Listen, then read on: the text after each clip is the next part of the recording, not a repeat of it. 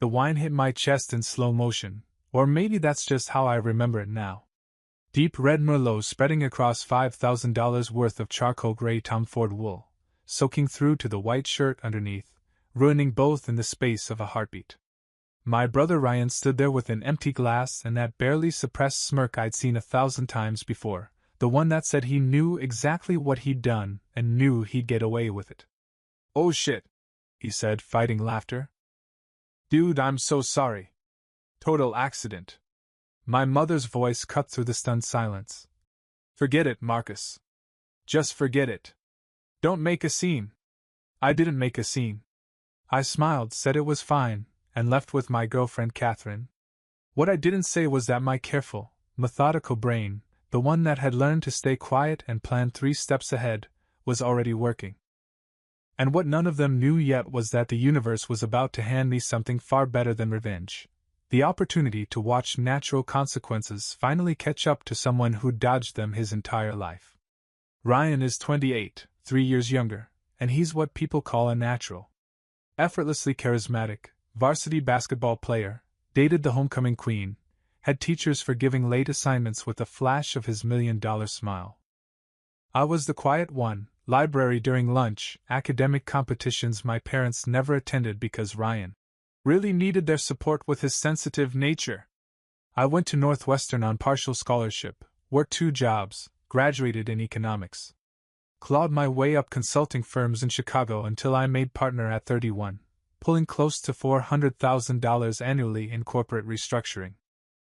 Ryan went to state school on my parents' dime, changed majors 3 times, graduated in 5 years with a 2.7 GPA in communications. Since then, marketing coordinator jobs lasting 6 months, failed social media influencer career, brief insurance sales stint. Each failure met with, "He's still finding himself." Not everyone follows a linear path. The money flowed from them to him constantly, just to help with expenses. 5 years later, probably close to $100,000 in loans everyone knew would never be repaid. Meanwhile, when I'd asked to borrow $3,000 during grad school for a medical bill, Dad said, "You're old enough to figure these things out, Marcus. Build your credit." I figured it out. Personal loan at 11% interest, paid back in 18 months while working full-time and finishing my MBA at night. 3 months ago, I met Catherine. Corporate attorney, brilliant, from old Boston money but completely down to earth. We met at a networking event, and within weeks I knew this was different. She saw me, really saw me, and valued qualities my family treated as character flaws. "I love how you think everything through," she'd say. "You make me feel secure." Her father, Robert Hartwell, ran Hartwell Systems, a mid-sized tech company in Boston, about 300 employees. We met over Thanksgiving and hit it off immediately. Same pragmatic mindset, believers in earned success over inherited advantage. "You remind me of myself at your age," Robert told me over scotch. "Built everything myself. No shortcuts." 2 weeks later, he called with an offer, VP of Corporate Development, $450,000 base plus equity, relocation package. It wasn't just a job, it was recognition of what I'd built. I hadn't told my family yet. Wanted to wait until it was official. But I mentioned to Catherine I should visit my parents soon, maybe bring her to meet them. That was my first mistake. The dinner was supposed to be simple. Suburban Detroit, pot roast, Costco wine. I'd told them I was bringing someone special. Ryan showed up 20 minutes late with his girlfriend Becca, cheap red wine, and manic energy I'd learned meant he wanted something. Catherine charmed my parents immediately, asked about Mom's garden, complimented Dad's wine selection, listened with genuine interest. For the first hour, everything was perfect. Then Ryan pulled me aside in the kitchen. "Hey, so I need to talk to you about something. I've got this opportunity. Ryan, just hear me out. There's this job, marketing director at a startup in Austin. 6 salary, equity, the whole package. But I need to cover first and last month's rent, moving costs.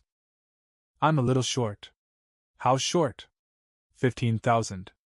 I actually laughed. $15,000? I know it sounds like a lot, but this is different, Mark. The CEO is a friend of a friend, been following my Instagram, thinks I'd be perfect for building their brand. This could be my actual break. I'd heard this speech a dozen times.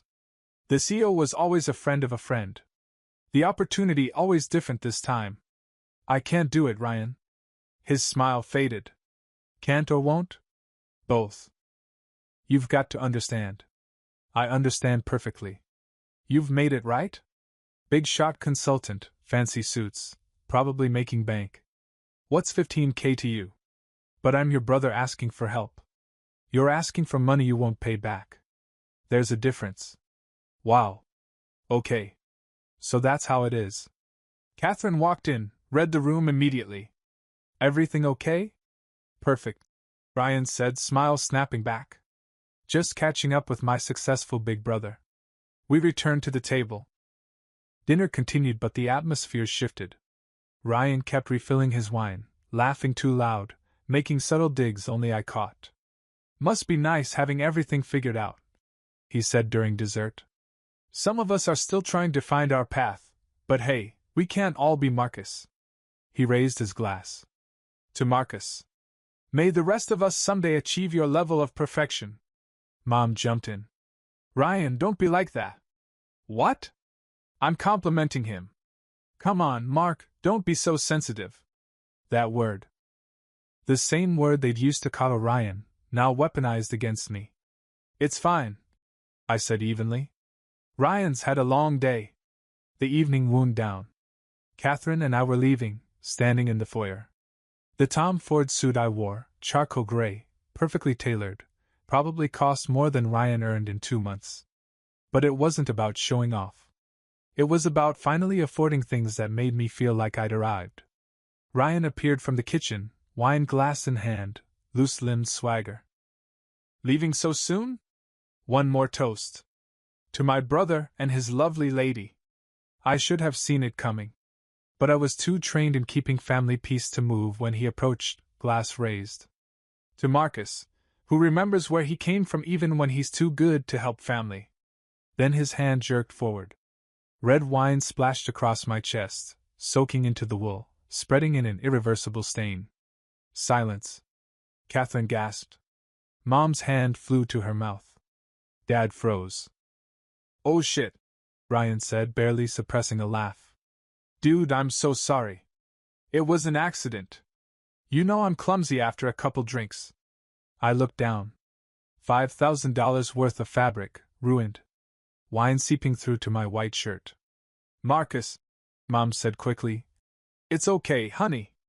These things happen. Ryan didn't mean it. I looked at her. At Dad examining the floor. At Ryan fighting to keep a straight face. Forget it, Mom said, using that same tone from 1,000 times when Ryan had broken my things. Just forget it, Marcus. Don't make a scene. Catherine tensed beside me. I put a hand on her arm. It's fine, I said quietly. Just an accident. Ryan's smile widened. I looked at him for a long moment. Took in the expensive sneakers bought instead of paying bills, the designer watch from my parents, the self-satisfied smirk of someone who never faced real consequences. We should go, I said to Catherine. Early meeting tomorrow. In the car, she finally spoke. Marcus, that wasn't an accident. I know. Your parents. I know. Are you okay? I gripped the steering wheel. Do you remember what you told me about your father? How he built his company. That he never forgot who betrayed him, but never got loud about it. Yeah. That. She studied my profile. What are you thinking? I'm thinking some debts take time to collect. And I'm very, very patient.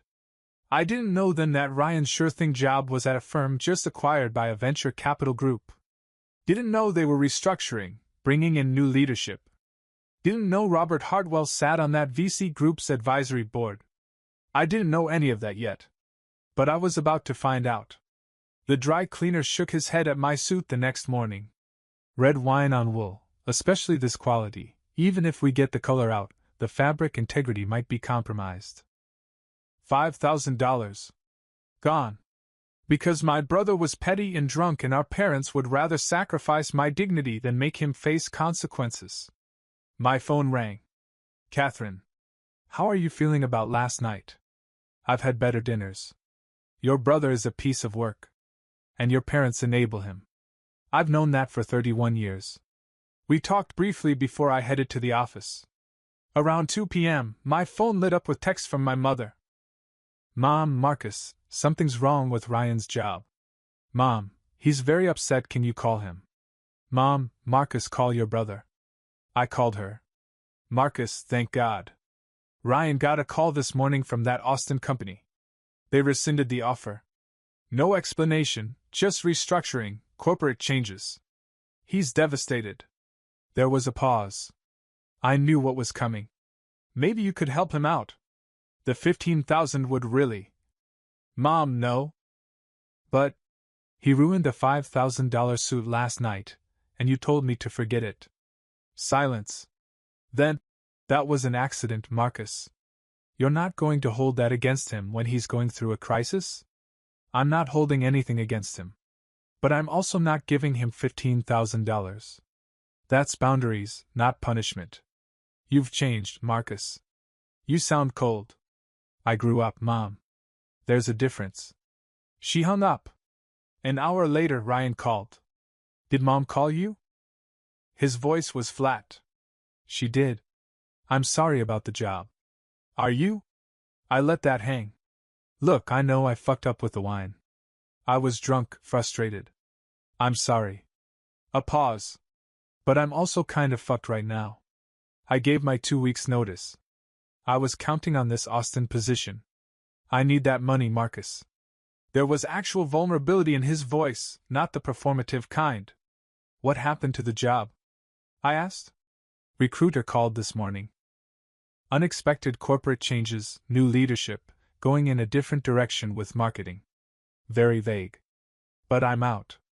That's strange timing. What do you mean? You had an offer letter, right? Usually those are solid unless something major changes. Yeah, signed it 2 weeks ago. Why does timing matter? 2 weeks ago. Right when Robert mentioned his VC group had acquisitions going. Something about a marketing firm in Texas. When did you say you signed? 2 weeks ago. Why? What was the company name? Zenith Marketing Solutions. Why? My heart started racing. And they were recently acquired? Yeah, like a month ago. Some VC firm. The CEO said it meant more resources. That's why I was excited. I pulled up my laptop. Zenith Marketing Solutions, acquired by Pinnacle Ventures Group. And on Pinnacle's advisory board, Robert Hartwell. Ryan, I need to go. I'll call you back. Wait, about the money. I hung up and called Robert immediately. Marcus. How are you? Catherine mentioned quite the dinner last night. Robert, can I ask you something? Pinnacle Ventures, you're on their advisory board? A pause. I am. Why?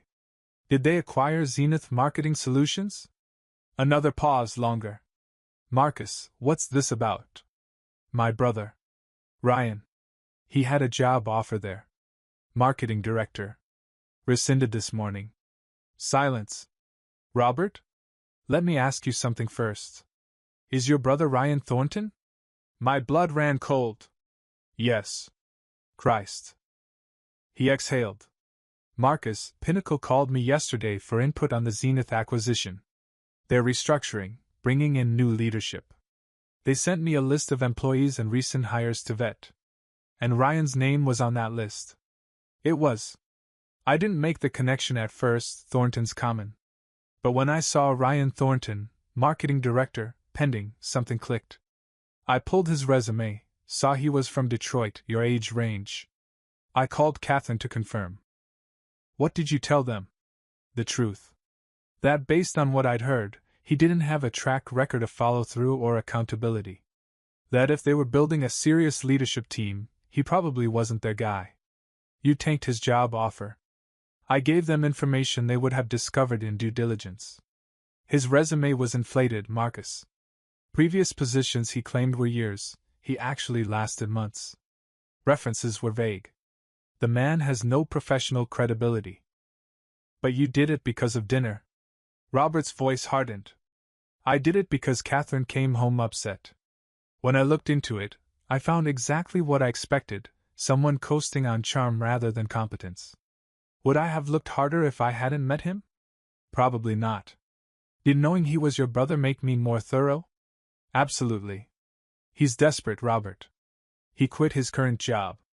Then he'll learn about consequences. I'm not sorry I did it, Marcus. I'm only sorry you're caught in the middle. We hung up. I sat in my office trying to process what happened. I hadn't asked Robert to do this. Hadn't known it was possible. But he'd done it, and now Ryan's sure thing was gone. My phone buzzed. Another text from my mother. Mom, Ryan says there's something strange about how the job fell through. Did you have anything to do with this? I stared at the message, cursor blinking. Finally, no. I didn't. Technically true. I hadn't done anything. But I also wasn't going to undo it. The calls from my family came in waves over the next 3 days. Mom, Dad, even my Aunt Linda, who I hadn't spoken to in 2 years. All with variations of the same message. Ryan was struggling. Ryan needed support. Couldn't I help him out just this once? Just this once. Was rich considering I could count at least a dozen previous. Just this once. Moments over the past decade. Each time they promised it would be the last. Each time Ryan had taken the money and learned nothing. I kept my responses simple and consistent. I'm sorry he's going through this, but I can't help financially right now. Which was technically true. I couldn't enable him anymore, even if I had the money sitting in my account. Ryan himself called twice. The first time, he was apologetic, almost humble. Something I'd rarely heard from him. Look, I know I screwed up with the wine thing. I know I've screwed up a lot over the years. But I'm trying to change, Marcus. This Austin job was supposed to be my fresh start. A chance to prove I could actually follow through on something. There was genuine emotion in his voice. For a moment, I almost felt bad. Almost reconsidered. But then I remembered the smirk, the wine spreading across my suit, Mom telling me to forget it like my feelings didn't matter. I hope you figure it out, Ryan. I really do. But I can't be the one to bail you out this time. The second call, 2 days later, was completely different. His voice had an edge to it, a paranoia I hadn't heard before. I've been thinking about the timing, he said without any greeting. The job offer gets pulled the day after our dinner. The very day after I asked you for money and you said no. That's one hell of a coincidence, don't you think? What are you suggesting, Ryan? I don't know. Maybe nothing. But you're all connected now, right? Dating some fancy lawyer from a rich family in Boston. Her dad's in business, some big tech company? My stomach tightened. I chose my words carefully. Ryan, I had nothing to do with your job falling through. But you could have, couldn't you? If you wanted to. You've got connections now. You've moved up in the world, left us all behind. That's not fair. Isn't it? You've always been the smart one, the successful one. And now you're dating into money, real money. Meanwhile, I'm still scraping by, still trying to catch a break. And the one time I get something good lined up, it disappears right after I see you. You really expect me to believe that's just random? Why would I sabotage you, Ryan? What would I possibly gain from that? I don't know. Maybe revenge? Because I ruined your precious $5,000 suit. Because I embarrassed you in front of your new girlfriend and her rich family. Because you've always resented me for being Mom and Dad's favorite, even though you'll never admit it. The accusation hung in the air between us. Part of me wanted to deny it completely, to tell him he was being paranoid and ridiculous. But another part, the honest part that I usually kept buried, couldn't completely lie. You're right about one thing, I said slowly. I do resent you. But not for being their favorite. I resent you for never facing consequences. For coasting through life while I worked my ass off. For taking and taking from everyone around you and never giving back. For treating people like ATM machines and then acting shocked when they say no. So no, Ryan, I won't give you $15,000 to bail you out of yet another mess you created for yourself. There was a long silence on the other end. When he spoke again, his voice was cold. "You've changed, Marcus. You used to be nice. You used to care about family. I used to be convenient," I corrected. "There's a difference between being nice and being a doormat. I was useful to you when you needed something, and invisible when you didn't." "That's not true. Isn't it? When's the last time you called just to see how I was doing? Not to ask for money or a favor, just to talk?" He didn't answer. Because we both knew the truth. "I grew up, Ryan. Maybe it's time you did too." He hung up without another word. That evening, Catherine came over to my apartment. She'd been giving me space to process everything, but I could tell she'd been wanting to talk about it. We sat on my couch with takeout Chinese that neither of us was really eating, the boxes growing cold on the coffee table. "My dad told me what happened," she said carefully. "About the job. About what he told that VC group. I figured he would. Are you okay with it? With how everything played out?" I set down my chopsticks and stared at the wall for a moment, trying to organize my thoughts. Honestly? I don't know. Part of me feels guilty, like I should have warned Ryan somehow, should have told Robert not to say anything. But another part feels like justice was served. She finished for me. Does that make me a bad person? That I'm not rushing to fix this for him? Catherine considered this carefully, the way she approached everything in life. "I don't think so. You didn't orchestrate this, Marcus. You didn't even know it would happen. Your brother faced the natural consequences of his own inflated resume and poor professional reputation. The only difference is that someone finally checked his references thoroughly instead of just rubber stamping his application. But Robert only checked because of me. Because he met Ryan that night and saw how he treated me. If we'd never had that dinner, Ryan would probably be packing for Austin right now. Maybe. Or maybe Pinnacle would have found the same red flags in their own due diligence eventually. They're a serious firm, they don't just hire people without vetting them. Either way, the information Robert gave them was true, wasn't it? I thought about Ryan's job history that I knew about. The positions he'd exaggerated on LinkedIn. The references he'd probably listed without asking permission. The gaps in employment he tried to smooth over. Yeah, I admitted. It was all true. Then what's the real issue here? That he got caught, or that someone finally held him accountable? I didn't have a good answer for that. My dad's not a vindictive person, Catherine continued, reaching for my hand. He's methodical, careful, deliberate. When he vets people for business relationships, he looks at patterns, reliability, honesty, follow-through. Your brother failed that test on his own merits. The wine incident just prompted the examination in the first place. My family thinks I had something to do with it. Ryan's getting paranoid, making accusations. Did you tell them the truth? That you didn't know about it beforehand? I did. But Ryan's convinced I'm lying. He thinks I'm using my new connections to sabotage him out of revenge. Catherine squeezed my hand.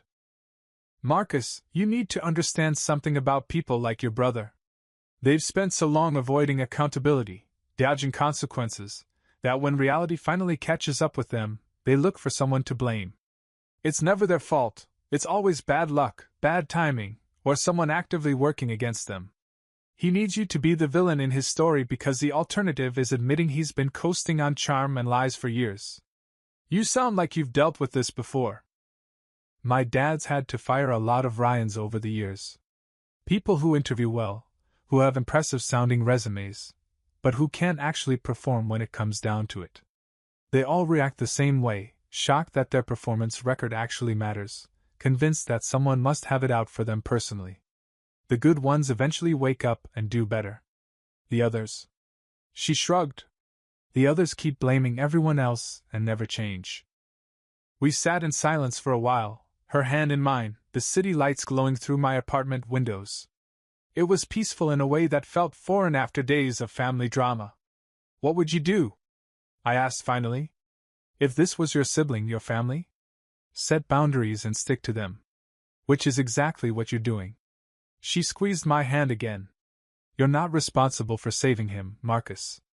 You're not responsible for his choices or his consequences. The kindest thing you can do, the most loving thing, is let him figure it out himself. Continuing to bail him out would just be enabling him to never grow up. My phone buzzed on the coffee table. Another text from my mother. Mom, your father and I are very disappointed in you. Ryan needed his family, and you turned your back on him. We raised you better than this. I showed Catherine the message. She read it and shook her head slowly. What? I asked. They raised you to be responsible and self-sufficient, and they raised him to be enabled and dependent. Now they're angry that you won't continue the pattern they created. She handed my phone back to me. Are you going to respond? I thought about all the times over the years I'd justified myself, explained my reasoning, defended my choices to them. All the energy I'd spent trying to make them see what they refused to acknowledge. How I was never the problem child, just the invisible one. No, I said, setting the phone face down on the coffee table. I don't think I will. For the first time in days, I felt something like peace settle over me. The weekend came, and with it, a family dinner I'd forgotten I'd agreed to weeks ago, my father's 65th birthday. I seriously considered canceling, making up an excuse about work or feeling sick. But Catherine convinced me otherwise. You can't avoid them forever, she said when I brought it up. And honestly, I think you need to see how they handle this in person. You need to know where you really stand with them, without the buffer of phone calls and text messages. She was right, as usual. So Saturday evening, I drove out to my parents' house in the suburbs, stomach tight with anticipation and dread. Ryan's car was already in the driveway when I pulled up. Of course it was. He was living there now, had moved back into his childhood bedroom after giving notice at his previous job. Ryan didn't speak to me for 3 months. Complete radio silence. My parents reported he moved back home, was working at a car dealership while figuring things out. Mom still tried to guilt me occasionally. He's your brother, Marcus. Family forgives. But even she seemed less convinced. Dad surprised me. I talked to Ryan about the resume thing. He told me over lunch. He admitted he'd been embellishing for years. Your mother and I made it too easy for him. We see that now.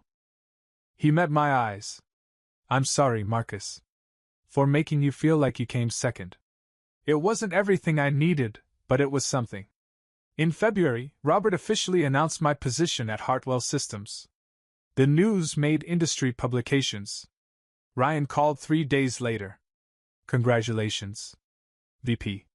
That's really big. Thanks. I'm selling cars now. It's honest work. Not what I imagined, but I'm actually good at it. Employee of the month 2 months running. He paused. I've been seeing a therapist. She's helping me understand patterns, accountability. How I've been coasting. That's really good, Ryan. About your girlfriend's dad. Did he really tank my job? I chose honesty. He flagged concerns when the VC group asked. They've verified everything and decided. But yeah, he started it because of dinner. Long silence. That's fair. I mean, it sucks, but it's fair. I would have been found out eventually. Probably. Tell him I get it. We talked briefly before hanging up. Not reconciliation, but honest. More than we'd had in years. Catherine and I got engaged in April. Robert gave me a corner office with harbor views. You've earned this. Not because you're marrying my daughter, but because you're exceptional at what you do. That night, Catherine asked, any regrets? I thought about the wine-stained suit, the refused loan, watching Ryan face consequences. No. Everyone ended up where they needed to be. Even Ryan? Especially Ryan. Maybe losing that job was the best thing that could have happened. She raised her glass. To natural consequences? To natural consequences. My parents came to our engagement party. Ryan sent a card. Congratulations. You two deserve each other, and I mean that in the best way. Proud of you. At our wedding that fall, Ryan was there in a suit he'd bought with his own commissions. He shook Robert's hand without drama. During the reception, he found me at the bar. Nice wedding. Thanks for coming. I'm applying to business school. Part-time MBA. Turns out car sales taught me I'm good at customer psychology when I'm not faking it. That's fantastic. I was angry at you for a while. About the job, the money. But my therapist helped me see you were the only one treating me like an adult. He raised his glass. So thanks for being the one who said no. I laughed. You're welcome? You were right. About everything. I was coasting, avoiding accountability. That wine thing? I was jealous, drunk, and petty. You had it figured out, and I couldn't stand it. I didn't have everything figured out. You had enough. He finished his drink. Congratulations. You and Catherine are good together. He walked away before I could respond. Catherine found me. What was that about? Progress. Actual, real progress. As we danced, I saw Robert with my father, both laughing. My mother with Catherine's mom. Ryan networking with cousins. The wine-stained suit was gone. The $15,000 stayed invested. The job offer fell through. And somehow, everyone was better off. I pulled Catherine closer. Being overlooked forced me to build something real. If they'd enabled me like Ryan, I might never have developed discipline or you. So I should thank Ryan? I'm saying the universe has a weird sense of balance. And the best revenge is living well and letting natural consequences handle the rest. She kissed me as the song ended. I never found out every detail of what Robert told that VC group. Some things were better left between karma and coincidence. All I knew was that I'd walked away from that dinner without saying a word, without revenge. And somehow, justice found its way anyway.